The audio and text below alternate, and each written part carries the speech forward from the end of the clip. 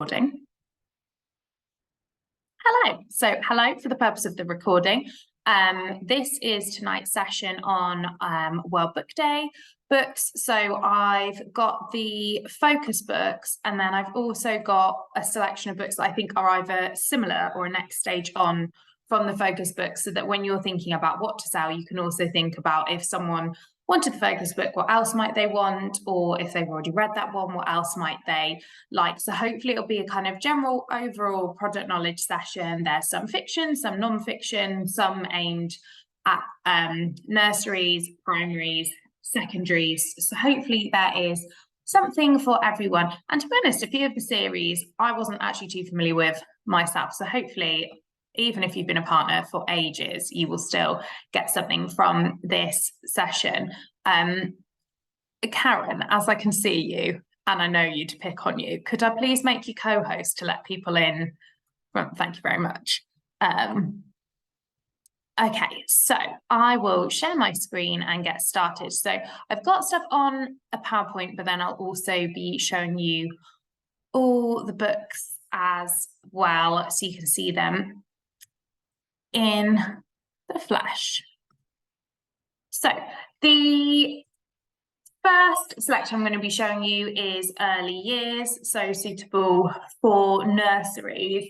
And actually there is a range for kind of like really, really tiny ones and slightly older ones. So the first book to show you is this one, which is What is Mud? And this is from the very first question and answer series. There's loads in this series, and there are similar ones to this one, like there's What is Snow? I think What are Clouds? What are Stars? So it's quite good to take the whole range of this one with you. We know that nature outdoors are popular themes. I have two children. One is 2 and he's at nursery, and my daughter Poppy is 5 and she's just started school.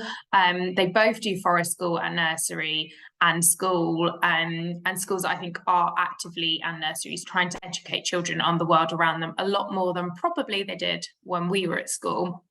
This one's been written in association with the Save Soil Foundation, and actually, although this is aimed at 3+-year-olds, I actually learned quite a lot about soil from reading this book, which I think is one of the great things about Usborne books. Actually, as a parent, you can learn stuff too. And I think generally this will be popular with preschools of just wanting to have it in their collection. So if you're not familiar with these books, they come in the format, well, it's in the title, so they're a question and answer book. They're great because they've got flaps, so it encourages children to actively want to ask questions and find out the answers to those. They tend to follow quite a logical stage, so they'll introduce you to the topic. So this one, What is Mud, introduces you essentially to mud.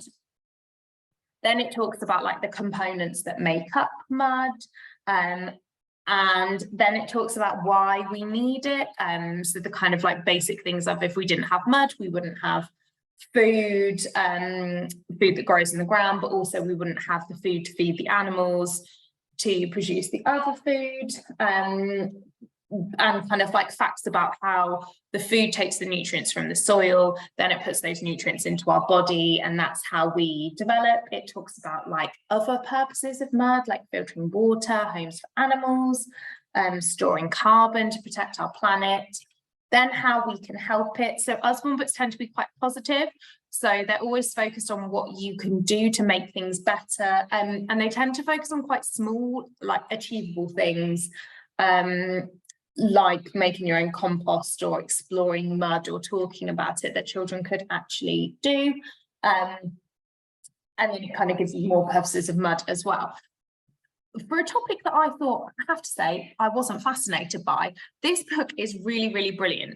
And if you are not converted to the importance of mud after reading this book, then I don't know what will do that. So yes, I think this is going to be a really, really great one for nurseries, and lovely for children that prefer fact books to fiction. So that's What is Mud, which is one of the World Book Day focus books for 2024.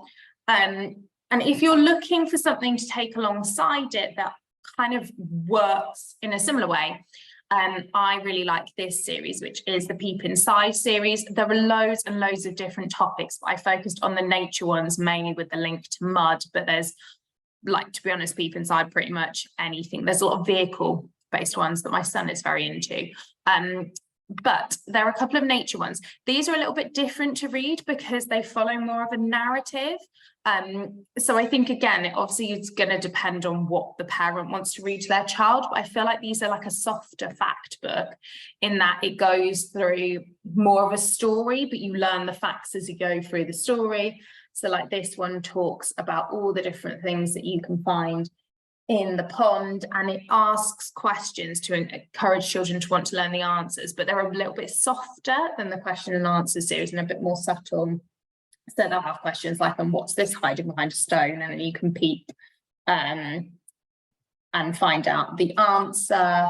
Like the illustrative style is obviously quite different to that one as well. That's quite playful. This is a bit more kind of picturesque is not really the right word, but it's more illustrative than that's quite playful in its style. And then you've got the lovely swan ending with the birds. This one, The Bird's Nest, does follow much more of kind of a logical story. So it goes through springtime it starts with, and then it talks about like eggs hatching, caring for the eggs, the chicks growing up and leaving the nest, and then it goes through like all the different places that birds form nests. I love penguins. I realize, sorry, there's a light shining behind me. I would not usually be in my kitchen, but I can't use the room I'd usually use, so sorry about the lighting. And then you've got a nice little kind of squirrel at the end. So you've got two examples of similar but different ways of doing things. So that is the very like formulaic question answer, really fact-based, and quite like proactive in its approach. This is much more like, although it's fact-based, it's much more like telling a story to impart the facts, whereas that's like really focused on kind of facts and reasons why. So I thought useful to show you both of those. Then much younger, this is That's Not My Dog. So That's Not My, the series has been going for 25 years, which is absolutely crazy. It was not around when I was a child, but yeah, it's obviously been going for a very, very long time. And when my last checked on the website, there's a That's Not My counter on the That's Not My page. There were 79 books in the series. So huge, huge series. And That's Not My Dog is coming, which obviously will be a more popular one in this series because everyone loves a dog. And I know that the marketing team are planning on doing a whole campaign around this one about like encouraging children to act appropriately around dogs and to look after dogs nicely, and kind of like basic like education around dogs, which is sweet. So obviously you'll have all those resources to use with the places you work, whether that's baby toddler groups, whether that's nurseries, whether that's parents for their own children. I know my son is a little bit handsy with my poor little dog, who tends to actively avoid him, to be honest. And we're always trying to teach him to be more gentle, but yes, That's Not My Dog. Super cute dog selection in there. I particularly enjoyed this one.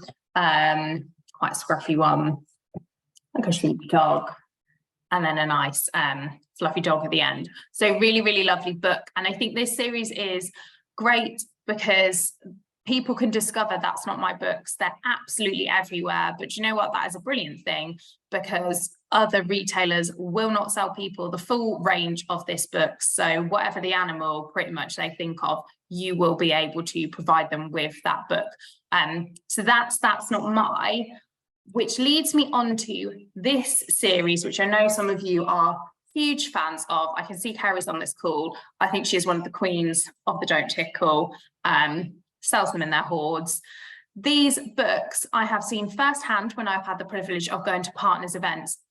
People love these books. And again, this is a series where people might discover this series elsewhere, but they'll only be able to buy one or two of them at a shop. And I've seen people go wild for these books on a partner stall because they've discovered different ones in the series they haven't seen in the shops. So if you're not familiar with Don't Tickle, kind of does what it says on the tin. So you've got a button on the back, you turn on, and you basically tickle the animals as you go through, and they all make a sound. So you've got the nice kind of sensory experience of touching and then getting the sound in response.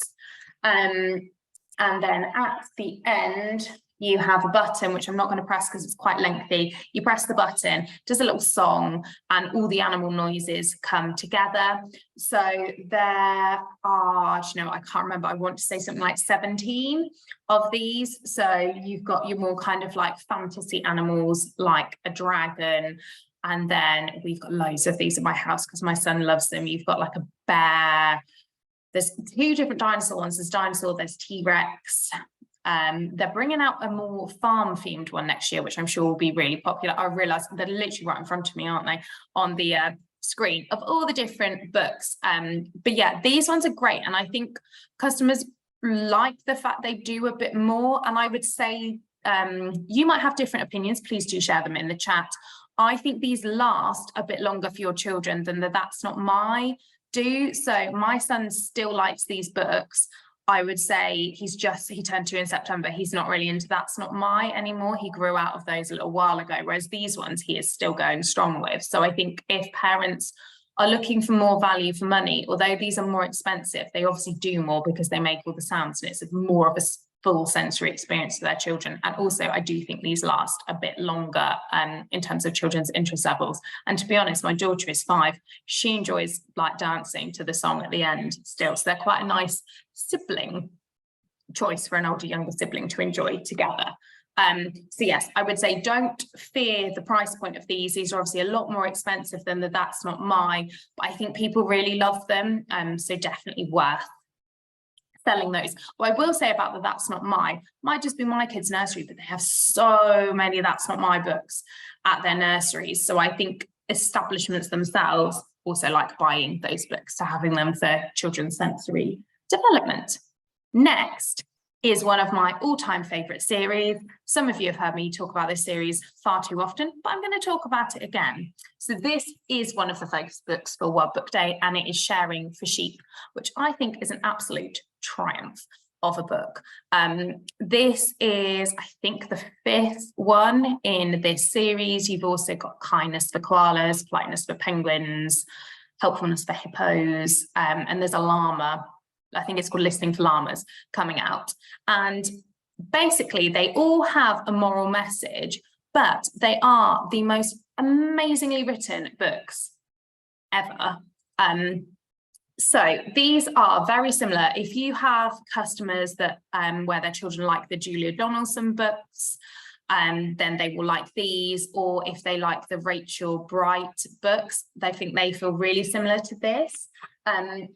They are rhyming stories. The illustrations are really, really funny as well. They play around with text as well. So you've got that kind of engaging feel that the text is not just flat and all one font. Again, like just the illustrations are hilarious in themselves. So kids will get a lot for those. I think, again, they're great for nursery story time because they're teaching children a lesson like how to be kind or how to share or how to be polite, but they don't feel preachy. They're just really, really funny stories. This one is about 2 sheep who are in a knitting competition. They end up fighting over the same ball of yarn. And then they end up kind of like going on some like wacky race, trying to track the yarn down.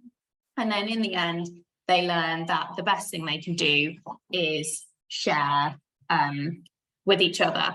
And honestly, these are brilliant. My son and I absolutely love this series. It's hardbacks, they're very, very durable. They are $9.99, but I think a lot of picture books, to be honest, are not significantly cheaper than this anyway. And I just think this is the absolute best series. So if you have never treated yourself to reading one of these books, then honestly, I think they're one of the best books that Usborne does. So that is my top recommendation to you.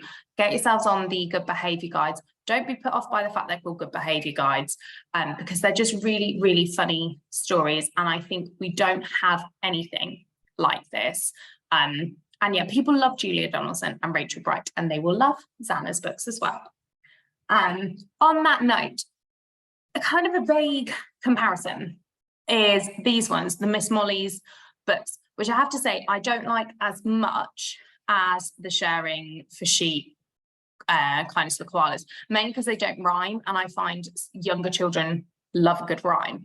But these ones are great if you have a parent that wants to feel like they're being quite proactive, caring for their child's mental health, their child's well-being, their child's development. Again, I think they're good for educational establishments like nurseries. So you're introduced to a little character at the start. This one is Rosie the rabbit. And you find out that there is something they are struggling with, and they go to Miss Molly's school for whatever that behaviour is.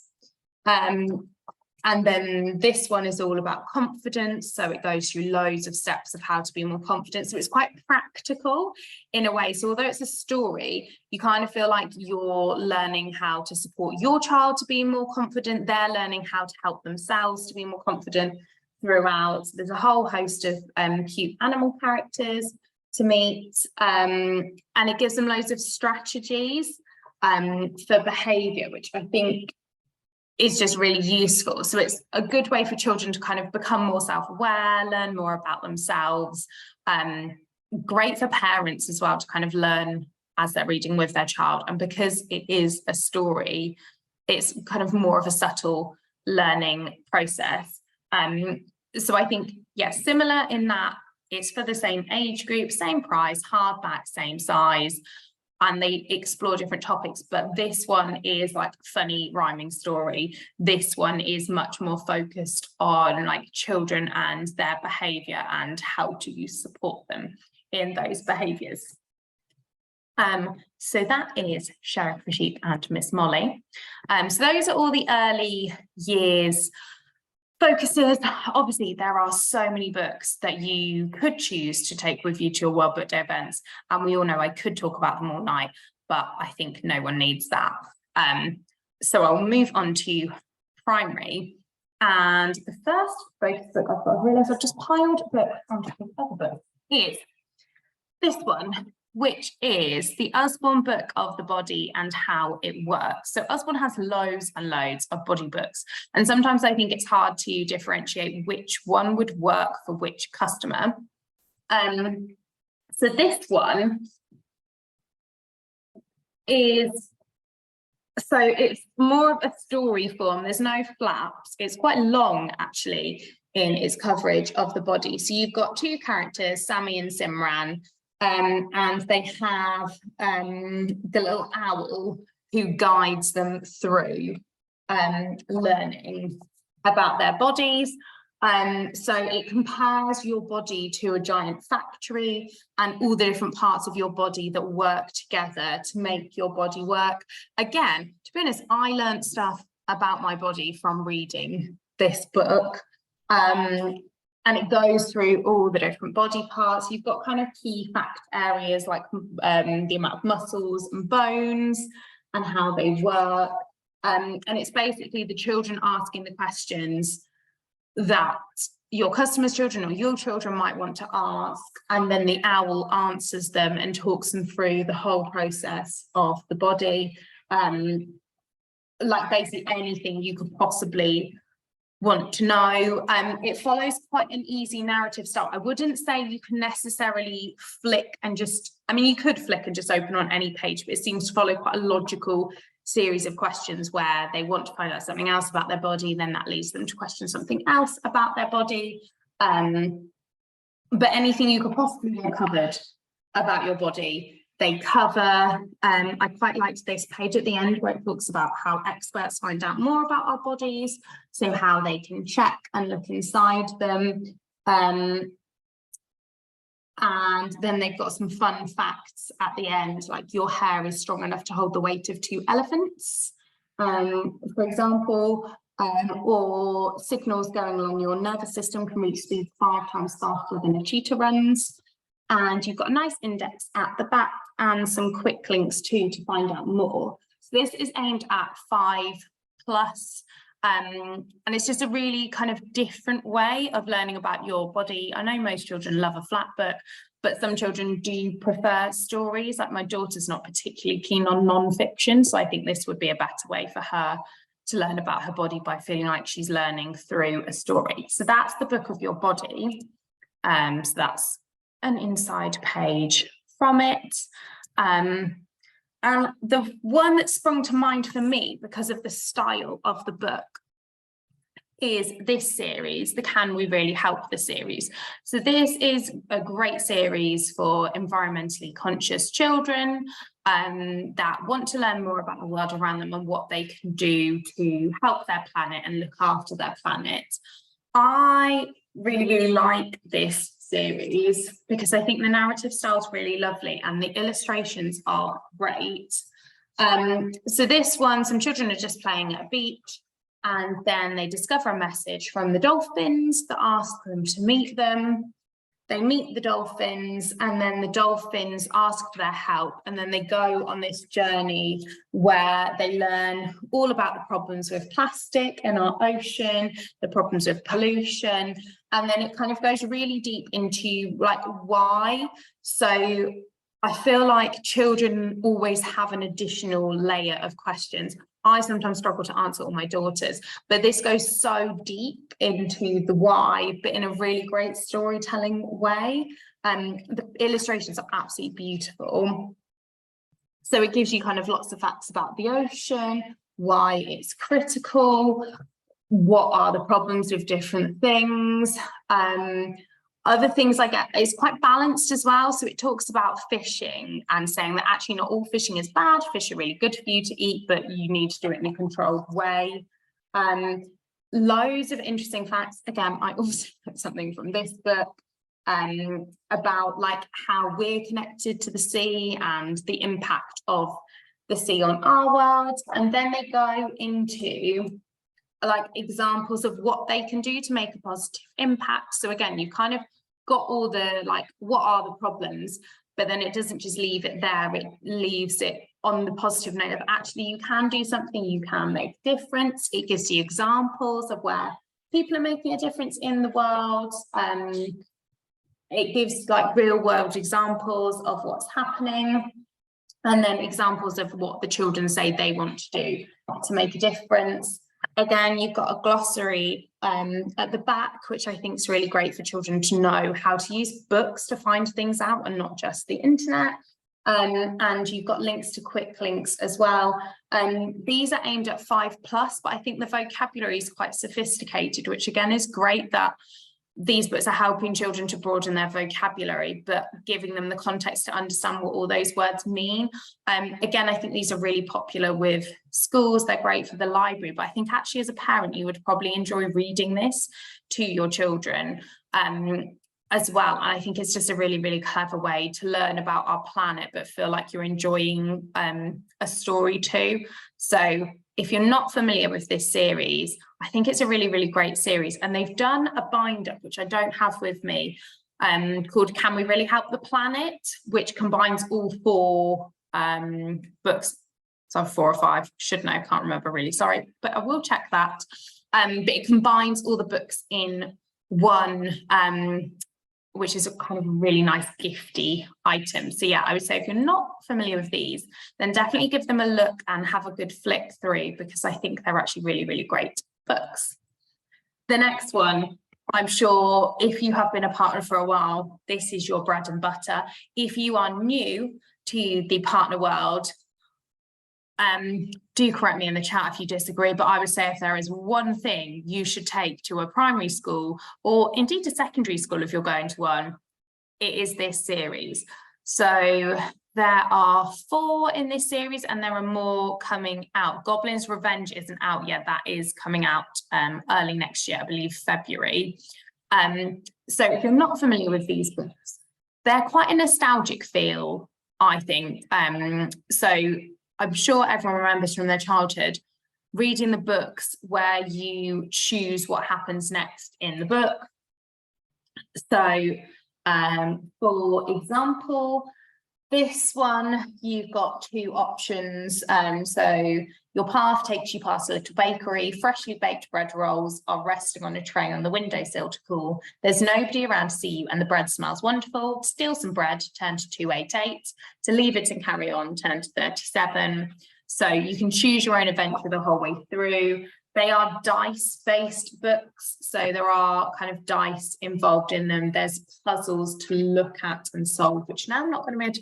So like this, they have big puzzle pages for you to look at and solve. I have been informed these are not the easiest, and I know many an adult has struggled with these, but these are great for children that want to read more actively and maybe kind of struggle to focus on solid bits of fiction, that they feel like there's constantly a choice in their reading and they are more actively engaged in reading. And I know from every partner that has ever spoken to me about these books, they cannot keep them in stock. They absolutely fly out at book fairs.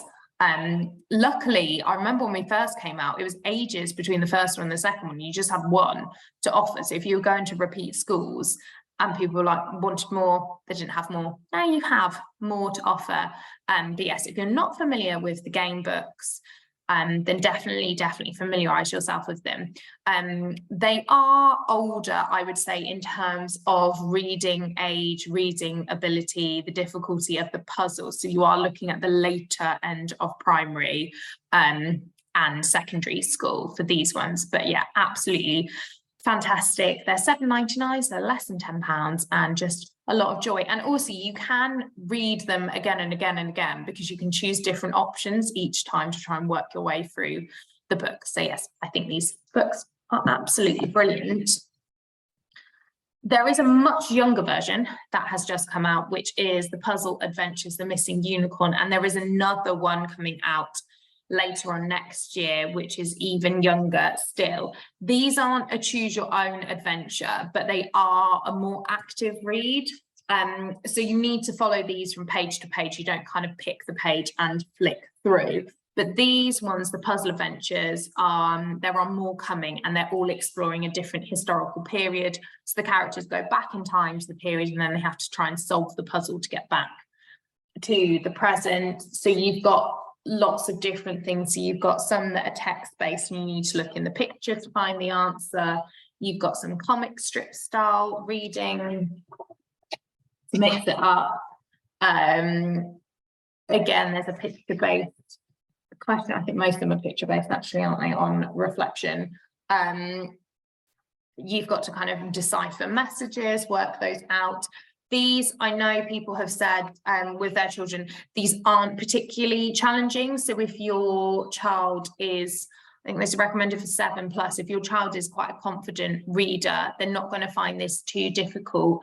But I think it's really, really fun to do together as a parent and child combo, get siblings doing it together.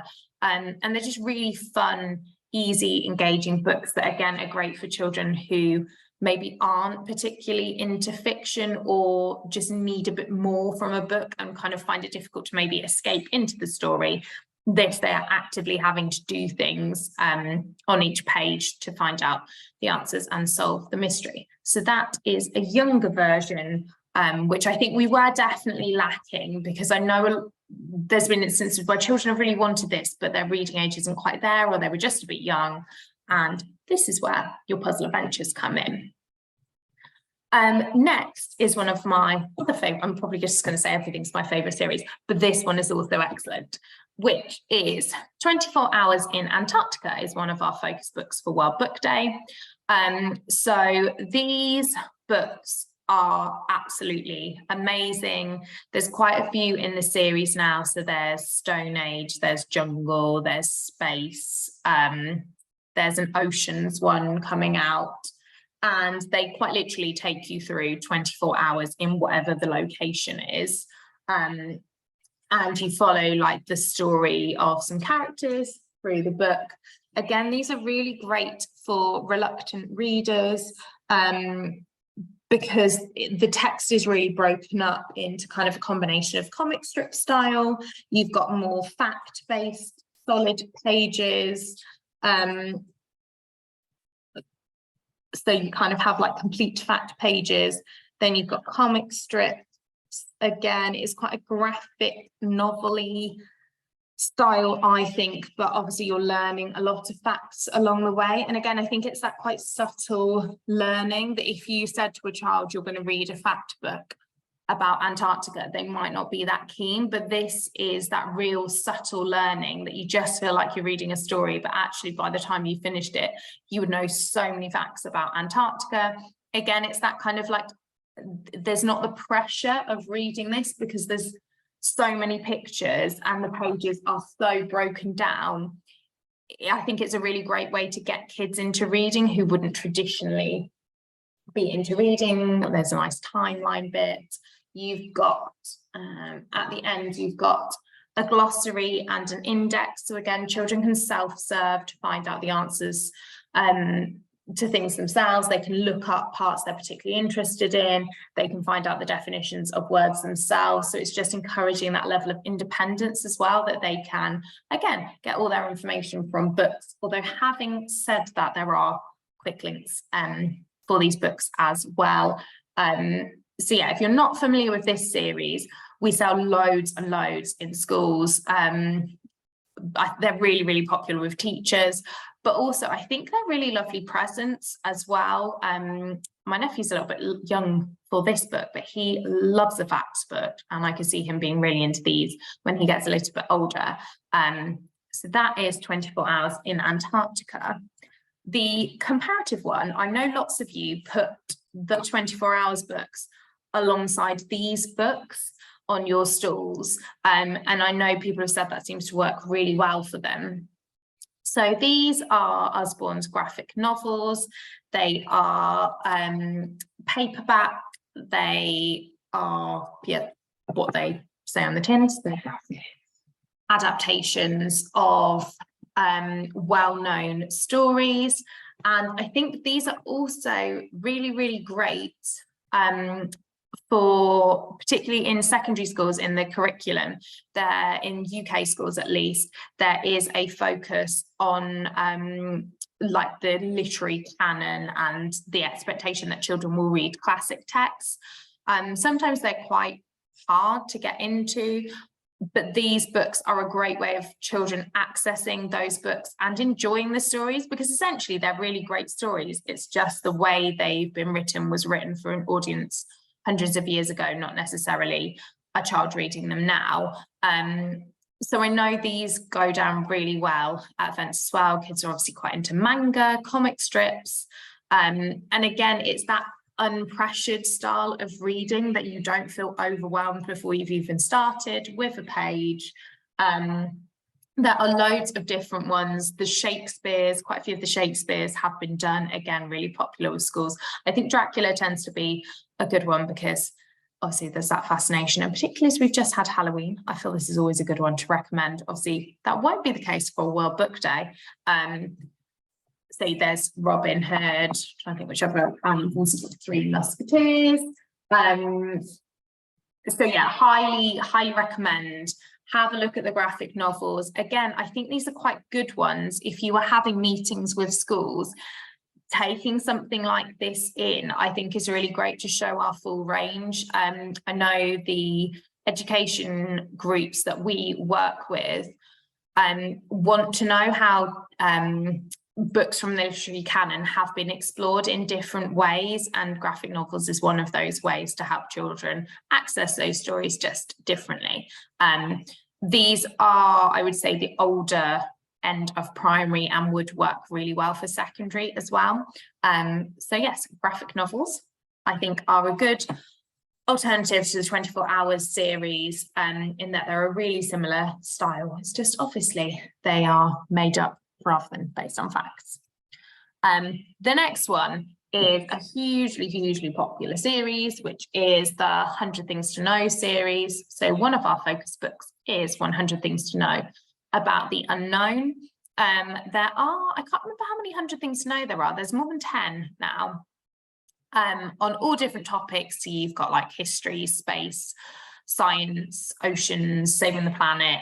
And again, if you are looking to personally learn something, then there's so many facts to learn. So these books are really great for competitive children. I know we've had a lot of teachers saying that these are encouraging their reluctant readers to read because they want to complete the 100 facts first. So they will race each other and see like which fact their friend is up to because they want to do better than their friend, which, to be honest, if anything's going to get children reading, then this is great. There are quizzes available for this series on Tools and Downloads that you can share with teachers. They're really great for random access. You can just open it on absolutely any page. You could, like, kids could roll a dice, do a random number generator and see which fact they should find out about first. They're just, yeah, they're kind of standalone facts. You could open any page and enjoy this book. The illustrations are absolutely brilliant. And I think, again, these are really versatile because I think they work for primary, but the illustrative style, I think, is quite grown up. So they're really great for secondary as well. This one's actually got the other books in the series on the back, should children want to collect them all. And there are quick links for a lot of these books as well to find out more facts about them. So I think, again, this series is great just because there's so many different topics. So no matter what the topic is, there'll be a book that will engage a child. I think The Unknown is one of my favorites, just because the facts are so kind of, well, out there, because they are about the unknown that we don't really know enough about. So I think it's kind of all the things that you never thought you wanted to know, you find out in these books. So I just think it's a really, really brilliant series. And again, I think it's one of those must-have ones for any World Book Day event you do. Which leads me on to comparative ones. This is the younger version of 100 Things to Know, and it's the Lots of Things to Know series. We have had questions, do they overlap? They don't, unless there is a fact that is critical to that topic, and then they would include that fact in 100 Things to Know and Lots of Things to Know. So these ones are aimed at a younger audience, so there is a lot less text. You've still got the random access, but these aren't numbered, so there's not that kind of feel of like racing through the facts. Again, like really, really fascinating, really great illustrative style. I would say the front covers obviously feel quite a lot younger, so I don't think these would age up that well, just because the covers I think are quite young, particularly with the font choices. Again, really great to read with your children and enjoy learning things with them. I do think parents obviously spend a lot of time reading with their children, so if parents are going to enjoy the books too, then they'll want to buy more in that series. They've got a glossary at the back and an index, so again, that's self-serving of information for children. They've got examples of other books you can buy in the series, which again are good for the tester power of children wanting their parents to buy more books in the series. They're a lot thinner. You can see that the size is different. So the 100 Things to Know, well, slightly, these ones are wider, but the 100 Things to Know are a lot thicker in content. So they're a different size, different age range, different facts. This one's obviously been brought out later, so I think people are more familiar with the 100 Things to Know. I would say, again, these are really, really great ones to have on your stand. Obviously, there's 100 Things to Know about dinosaurs. We know dinosaur books go really well. Same with space. These feel quite friendly for younger children, and obviously those are aimed older. But what's great now that you've got this series, if kids get really into this, grow up and you see them the next year at the school book fair, they might want to move on to this series. Then going the other extreme, this is like an older version still. So this is for the For Beginners series. Again, I would say if you are working with secondary school, these are like amazing to take along with you. The premise for this series originally was they Googled the most popular A-level topics, and then they picked those topics to write as books.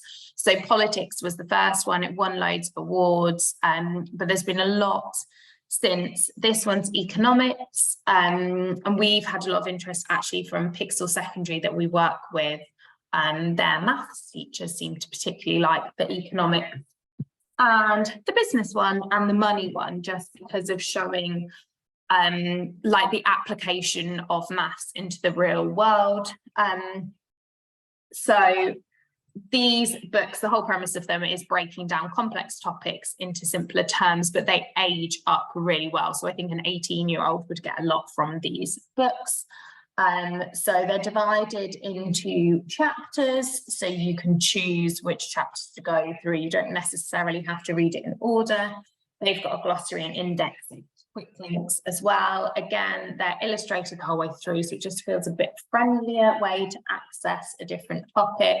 They're super practical, so it's really applicable to real life, and everything is contextualized really well. They don't feel patronizing at all to read. Again, I've learned quite a lot from reading these books. I would say they definitely do feel the older end of our books. Like, I would say these are probably aimed at some of the oldest in terms of where Usborne books go.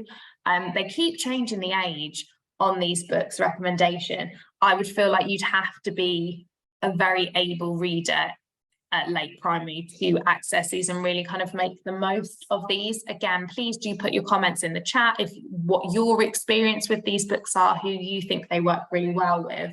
But I know lots of you are wanting to work with more secondary schools, and these books are definitely the ones that are going to support you with that. Equally, schools are always trying to stretch and challenge their pupils. So again, to have something like this up your sleeve that you can bring out that you think children will enjoy is always great to have on offer in your stalls. And I believe actually Geography for Beginners, which is a new one, is going to be one of our focus books for World Book Day. So again, trying to aim right at the top end of our older readers. So on to some fiction. So I'm sure lots of you are familiar with Izzy the Inventor, which is a relatively new series that only came out this year. So the Time Travelling Gnome is coming out in January. We've already had The Unexpected Unicorn and The Curse of Doom. So Izzy is a scientist and she believes in facts and science, not magic, but she is transported to a magical world and has to solve the problems of said magical world and help the fairy tale character. And to do that, she has to use science. There are real science experiments in these books. There's a QR code on the back to scan to access more science experiments, and you have some at the back of the book. It explains to you how Izzy does her experiment throughout the books. Not sure how popular you will be with people's parents from recommending these if they have to then go and do the science experiment at home. The text is quite simple, and it does kind of mix up the styles. So you do have, it's highly illustrated, and you do have some comic strip elements. You've got the like Izzy's scientific notes throughout. You've got speech bubbles. They play around with how they use fonts, which I now can't find an example of. So they kind of play around with the font sizes as well, again, to try and encourage children to be more expressive in their reading and to engage more in the story. They're £5.99, which I think is amazing value for an illustrated fiction book. These, I would say, are older than her other books. So the author is Anna Davison. She wrote the Billy and the Mini Monsters series. These are much older to read. Well, not much older, but they are older to read and more complex to read than Billy and the Mini Monsters. She also wrote the Sticker Dolly stories, which I think is probably quite a different target market to this one. But this is kind of great for any child that wants to like rip up the rule book, rip up tradition, and just embrace all things science. And there's just some really, really great accompanying characters as well in these books. So I think they're just really, really fun stories, really engaging for children to read. And I think it's really great that you've got the additional touches at the end of the science experiments as well. So that is Izzy the Inventor, and there's lots more coming in this series too. The other book to look at is Anisha, which is also a focus book. So Anisha is our best-selling fiction series for Usborne Community Partnerships. These are detective stories, and I would say they don't need to be read in order, but you do probably need to read the first one because it's where you meet Anisha, her family, her best friend Milo, and so you kind of familiarise yourselves with the characters before you could then read the other books, I would say, out of order. So in each book, there is a mystery to be solved, and it's up to Anisha and her best friend Milo and her kind of madcapped collection of family and friends to solve the mystery, follow the clues, unpick the mystery. Like great fun for children. It's a great kind of early introduction to detective mystery stories. They're super fun, they're really funny. The cast of characters is absolutely amazing. And they're just really, really fun reads. And again, I think it's something that a parent would enjoy reading with a child, and enjoy reading those stories. They are illustrated as well. They just feel really fun. You've got the nice kind of touches where, an example at the start, you can like read so like they include things like where you can read the note that's come through the door, and you can read the letters that they're seeing and the messages that they're receiving. So if you're not familiar with Anisha, again, this is, I would say, a must-have to take to your events because it just sells really, really well. Really, really fun, great for boys and girls, and just a really brilliant series for children to have fun with and enjoy and not take too seriously. Going younger than this is this one, which is a new fiction series called Tiny the Secret Adventurer. So I would say this is much younger than definitely than Anisha, and younger than Izzy. This is more comparable, I would say, to your books like Meet the Twitches or Unipiggle, apart from the illustrations just to flag are not full colour, they're black and white. So the illustrations in other series aimed at this age range tend to be full cover, but they're beautiful, beautiful animal illustrations. So this is about Tiny, who is Tiny, and she lives in the grounds of a school, and her animal neighbours don't really like her living in the grounds of the school. All she wants to do is be friends with them, and they're all about her kind of helping the animals in the school grounds and saving them. And it's that nice message of you don't have to be big to be powerful, and you might be small, but you still have the power to make a positive change and help those around you. So it's quite a nice, like, inspirational book for children to read and to understand that, like, they've got the power to make positive change. It's got some really lovely messages about friendship and being kind in there. And it's just a really, really sweet book. So if you feel like you kind of exhausted your young fiction, you've sold your customers Meet the Twitches, they've been for all the Unipiggles, then this is the next series to try with them. The one that was most comparable, and I don't have one because I couldn't find one in the office. My daughter has all of these books, but she's gone to bed, and if I disturbed her, she'd 100% be sat by me right now. So I didn't want to risk that. So take my word for it, Meet the Twitches. The difference with this one, if you're not familiar with them, they have full colour illustrations, and the illustrations are amazing. And I think it's really great for, I'm sure I wasn't the only one as a child that hoped my toys would come to life. And the plot behind this one is a little girl called Stevie gets given this teacup house with these rabbits in from her grandma when she moves house, as like a kind of, it's not that bad to move house, look, here's your teacup house and your rabbits. But when Stevie's not looking, the rabbits come to life and they get involved in all kinds of mischief. something happens to these twitches every book, and then they have to kind of like work their way out of whichever dilemma they've got themselves in. This one's really great, I think, for showing different kinds of family setups.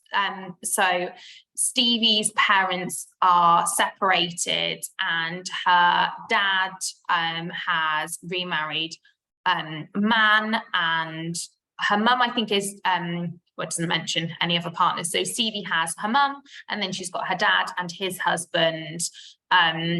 So it's quite good for showing children different family setups. My daughter didn't even question it at all. So I think obviously children are much more understanding that people just have different family setups, but I think it's really nice for children to be able to see their own family setup reflected in a book. So if you are looking for something to recommend to your customers where it's not the kind of very traditional mum and dad, then this is a really good series to just show children their own realities reflected in the book. And it's just great with the animal characters. Moving on slightly older to one of our other ultimate best sellers, which is Jenny Pearson. She is another absolute must-have at any school event, and she is the prize for our World Book Day competition. So any school that books an event with an independent Usborne partner pre-Christmas, you guys can enter them into a competition to win an event with Jenny Pearson. She can do primary, she can do like Key Stage 3 in secondary schools. So if you've got a secondary school, then their Key Stage 3 would definitely benefit from an event with her. If you're outside the UK, it might be that she has to do the event virtually, but definitely do enter your schools into that. She did say she fancied going to Italy, so I'm sure if you are there and you win, she will make an exception. So she has got numerous different books. She's got a new one coming out in February, which sounds exceptional. They're pitching it as like a wacky racer style storyline. This one is the newest one that we have that has just published.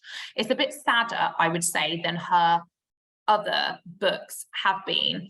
Her books are pitched as humour with heart books. So they're really, really funny, like laugh out loud funny. I find them very funny as an adult. And I have to say, some of our other kind of funny books, like Matt Brown, I don't find as funny, even though kids really do. But Jenny Pearson, I think, is just genuinely hilarious. But all of them have the character is dealing with something in her books. What I particularly love, and I realise I don't have Freddie Yates, which is phenomenal with me. I've got Grandpa Frank and I've got some record smashers. What I love about her books in particular is her portrayal of male friendships. I think she writes male characters really, really well. She's got 2 sons, and I think it really shows in the way she writes them. And I think there is definitely a distinct lack of books with strong male friendships that deal with serious issues, but are also really, really funny. I have given every single relevant 9+ boy that I know, that one of my friends has, one of Jenny Pearson's books, and without fail, they want the rest of them because they're just so funny, so engaging. But also I think they are ways, particularly with boys who stereotypically struggle more to talk about their feelings, and obviously, like, we've still got a long way to go with that. These books are great for opening up those conversations that might be more difficult, again, to kind of help children see their own realities reflected in books. And to be honest, if you're looking for something to read yourself, dare you not to love her books. The Boy Who Made Monsters, I will say, is a real tearjerker. Grandpa Frank, also a bit of a tearjerker. That's my favourite so far. Please do let me know your favourite in the chat and which one you sell the most of. Freddie Yates is also a class set, super, super good value for schools if they want to do that with their kids. Just like, yeah, absolute laugh out loud, but loads of really great talking points as well. I realise I am running, as ever, very close to time. I think a good comparison is Lara Williamson. We used to sell loads and loads of her books when I first started working for Usborne 6 and a bit years ago. I think they are still really, really great. Most of them focus on male central characters, apart from this one, The Girl with Space in Her Heart. Again, they're very similar to Jenny Pearson's in that they're funny, but they all deal with a more serious issue within the book. So again, it's an easy way to kind of talk to kids about things that might be going on with them without it feeling overwhelming. I think it's always easier to talk about a fictional character and how they're feeling than to talk about how you're feeling. So if you've got people that liked Jenny Pearson, I think they'd like Lara Williamson as well. Both of them are super, super easy reads, really great for reluctant readers, but I think any reader would enjoy those books. This one is completely different. So Sophie Anderson, The House of Chicken Legs is one of our focus books. I think was between this and The Girl Who Speaks Bear for me of my favourite Sophie Andersons. Her books are much more challenging to read. So I would say if you are asked for recommendations for a really strong reader that wants more of a challenge, Sophie Anderson is definitely your author. Hers are quite lyrical. So her family has, I'm trying to think, it usually says in the back where her family is from Prussian grandmother. So it's a lot of these books focus on like Eastern European folk lore and like heritage. So like The House of Chicken Legs is based on stories around this house with chicken legs that kind of helps to guide people into their afterlife. Again, her stories, the characters are all, they're fantasy and they're beautifully written and they feel like a more grown-up version of a fairy tale. All her characters are struggling with something that they're trying to deal with throughout the novel. So again, they're really good for opening up talking points. They're just really, really beautifully written fantasy books. And I think her ones are really popular with teachers because they're more challenging to read. They're great to teach because they've got so many different literary devices and things to talk about in them. But I think it's good to have books on your stalls and at your events where if a parent tells you their child wants something more challenging to read, then Sophie Anderson, I would say, is definitely one to go for. Again, I think these age up reasonably well. So I think year 7 and 8, or even maybe year 9 would enjoy reading these too. Snow Girl, just to note, is slightly younger to read than her other ones. I wouldn't say Snow Girl ages up like particularly, but it is absolutely beautiful and would be the perfect pre-Christmas read and an amazing Christmas gift. So I would say, I know some of you have got proofs of Snow Girl and have read it, absolutely beautiful, but I would say her others all feel quite similar in style and age, and that one is definitely pitched a little bit younger. The author I felt was slightly similar to Sophie Anderson is Shirley Marr. Her books are really literary and they're quite challenging to read. So again, they're really good for if someone is telling you they want to challenge their child, or a child is telling you themselves they like more challenging reads, or they liked Sophie Anderson, they've read all her books. I would recommend Shirley Marr. Her new one that's coming out next year sounds incredible.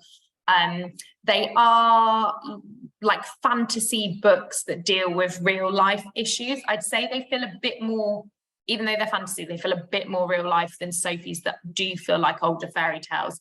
These are more kind of like the characters escape their problems by going into a fantasy world, whereas hers are more set in a fantasy world in the first place. So yes, that is Shirley Marr. I'm really sorry. I'm now trying to race through these books. There is so much to say about all of them. Going older still is Holly Bourne with YA. So this one is her latest one that has just been released. If you haven't read it yourselves, like you have to read it. It is absolutely incredible, and every woman and girl should read this book. So this is You Could Be So Pretty. I won't give it away if you haven't read it, but it's pitched as like being in a dystopian world where girls are divided into 2 groups, the pretties and the objectionables. If you are a pretty, you conform to all the rigid standards of the society with regards to beauty. And if you are an objectionable, you rebel against them. And men, like women, are told that life is so much better for them now, and now they're equal and everything is fine. It's quickly very apparent that's not the case at all. And when an incident happens to a pretty and she's helped out by an objectionable, the objectionable starts to help the pretty to unpick the world that she lives in and believes in, and to help her see the reality of the world that she's living in. It's a really kind of stark reflection of the world. I think some of it is all too relatable when you're reading it. So even though it uses language that is not our world, you can kind of quickly see all the different things that could be a reflection of your own world. I would say with Holly Bourne books, I wouldn't recommend them to children that are younger than the recommended age. So all her books are recommended for 14 plus. I wouldn't suggest you age them down. And depending on what the parent or child is like, I might suggest the parent reads some of her books first, particularly if you recommend her other ones like The Place I've Cried in Public or Are We All Lemmings and Snowflakes. You might want the parent to read them first, or you might want to read them first so you can really recommend them. But I think it's great that we offer books for older children. They need an escape in reading too, and Holly Bourne's books are just phenomenal. This one is comparable in that it's also dystopian. I know this was one of our absolute best-selling books during lockdown because loads of people ran adult book clubs, read it as the book club. I've read it a couple of times and it is so good. A real easy read. I would say this does age down if you need it to. I think like a 12, 13-year-old would be absolutely fine reading this. I'm looking at Karen as I'm talking because I know your daughter's a similar age, just for clarification. But yeah, I think Beauty Sleep. So this is dystopian as well. So it's about a girl who wakes up in the future and is trying to adjust to the world around her and unpick like what happened to her, what happened to her family, what happened to the world she knew, because the world that she is living in now is quite different. Like just so cleverly written as you unpick the book that and the reality that she's now living in. Like really clever book. Again, like quite an easy read, quite a gripping read. I think it's a good one if children have gone off reading. I think this is a good one to re-engage them and get them back into reading and enjoying reading again. So something to update you on, which you might have already seen. I don't know if World Book Day have released their £1 books or not. If they have and you have seen it, we, for the first time ever, have a book in the £1 book selection. You can't sell this book, but that doesn't matter, because this book is a way of people finding out about one of our authors and then buying the other books by that author from you guys. So this is the author of Ace of Spades. This book is really short as well to note. The World Book Day books are always really short versions of books. So if someone chooses this book, I think, and loves her writing, they will quickly come to you guys for something else because it's really short and they're going to get through it really quickly. I've not read it or seen it, but I think my understanding of this one is it's like a rom-com, and two friends believe it's going to be the end of the world, and it's trying to like make the most of their last day on Earth together, which does sound a little bit different in style to this one, which she has written, which is Ace of Spades. So this one you obviously can sell. This one was a big one for us in terms of YA, which we don't sell as much of.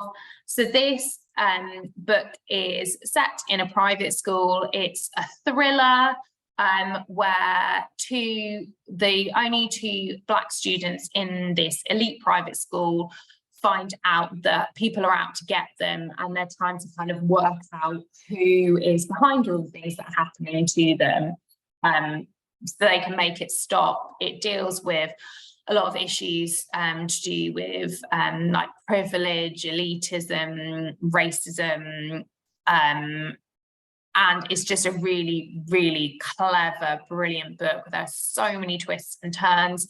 Again, it's 14 plus, and I would say it probably doesn't age down. So it is like the higher end of the age ranges you're selling to. But I think it's amazing that we've got a World Book Day £1 book, because it's a way of introducing new readers to an author where you can then sell them the other books. She's got 2 more books coming out next year. As well. So there's lots more to come from this author and to look forward to. But I would say, yeah, please don't forget about the secondary schools. They need you too for World Book Day. They want to buy from you too for World Book Day. And we all know kids doing their GCSEs really need a break from the set texts and to get lost in a book that they're actually going to really enjoy. I was one of the weird children at school that did really like the classic books. But even I enjoyed some escapism as well. So that was a very whistle-stop tour, I realised, going right from early years the whole way through up to secondary school. But hopefully it showed you have something to offer everyone. I've barely scratched the surface, as we know, with all the books that are available to you to sell. I've seen loads of you have been busy in the chat, so I'm sure you've been helping each other out with loads of book recommendations. Sorry that was very whistle stop. Sorry that I've run over, as I always do.